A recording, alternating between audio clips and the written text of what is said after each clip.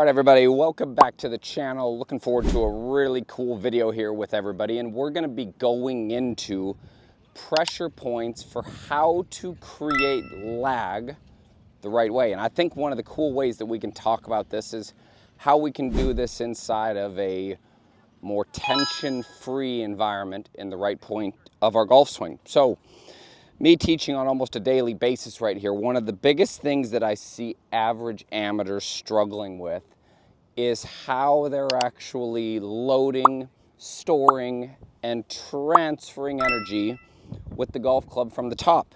So what I see out of a lot of players, and one of the things that I've struggled with myself, is going up to the top here and creating a pressure that is more of a down and a steepening version of the golf club. I think it's important right here that we understand where this pressure point is stemming from and what it's actually doing. So for me, when I look at this pressure point here and we look at steepeners in the golf swing, a lot of times I see players, their very first place that they start with creating pressure, speed, and transfer is these three fingers. So up in here, if I go here and I pull with these three fingers initially, that is going to be a steepener of the golf club, which a lot of times that gets the player to drop the club under the plane. So then our planing mechanism of the club happens late. And a lot of times we get stuck with the swing direction moving too far out to the right.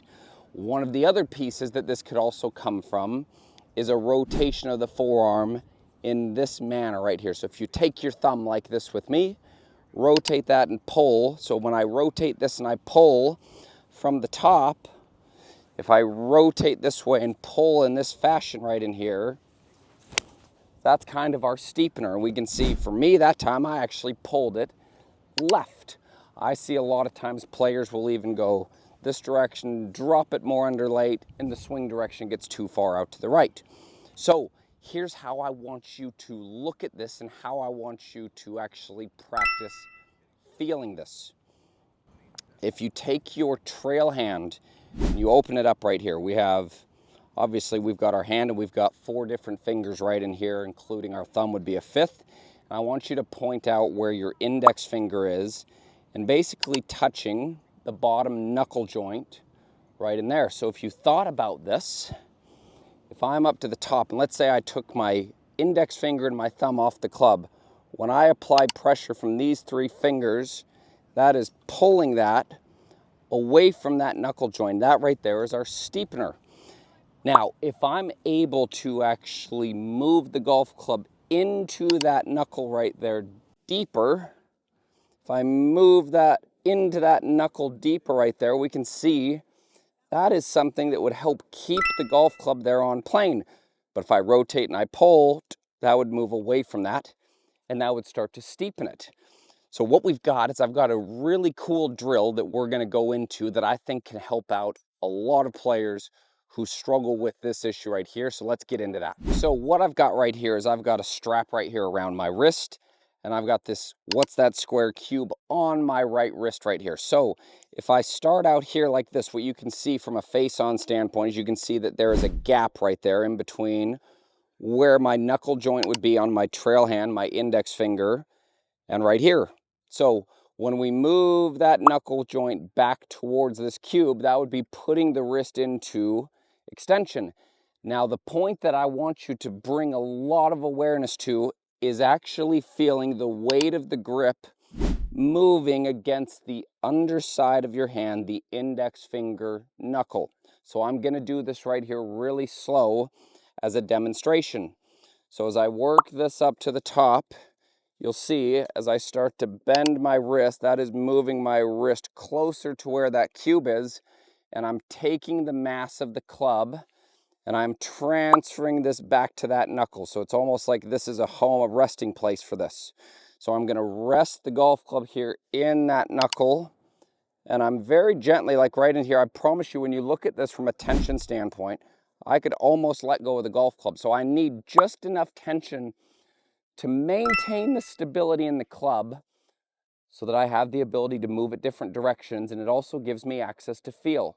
But we need enough stability that the golf club's not just going to be falling all over the place and it looks like an octopus swinging a spaghetti noodle. So from right in here, we're gonna go up to the top, drop the club into that joint, and I wanna see how long I can keep that pressure moving back towards that joint. So that would be keeping my right wrist as well into this extended and this really strong position right here.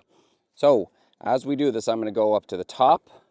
I'm going to bring some awareness to where that joint is right there, and I'm going to try and keep that in. So I'll do this one really slow right here for everybody to start.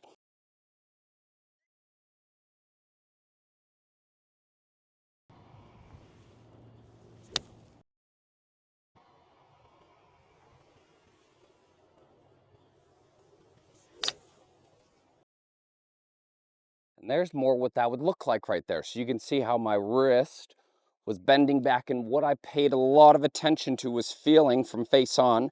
If you watch this, like the weight of the golf club is moving back into that knuckle right there.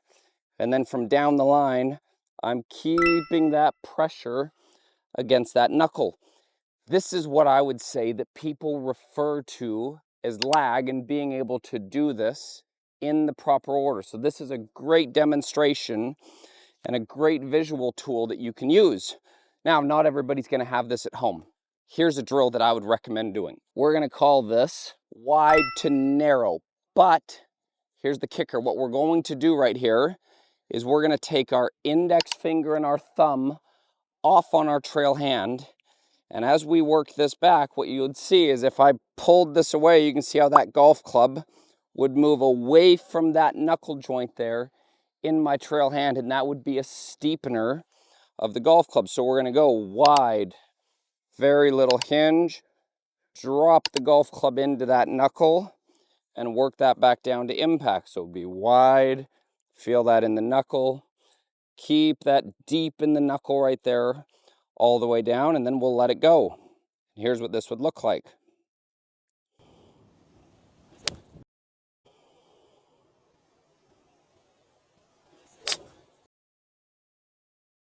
And that right there was about as good as I could hit a golf ball for you at that speed, feeling that pace right there. So that was more of a wide to narrow.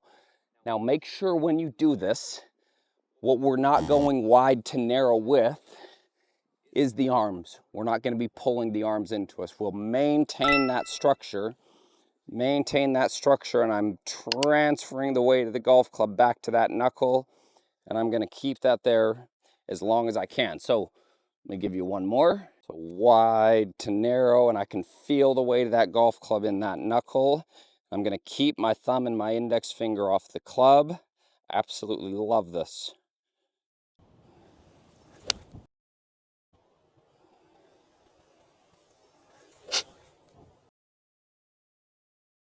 And that right there is a really great way to practice how to create lag in the proper manner.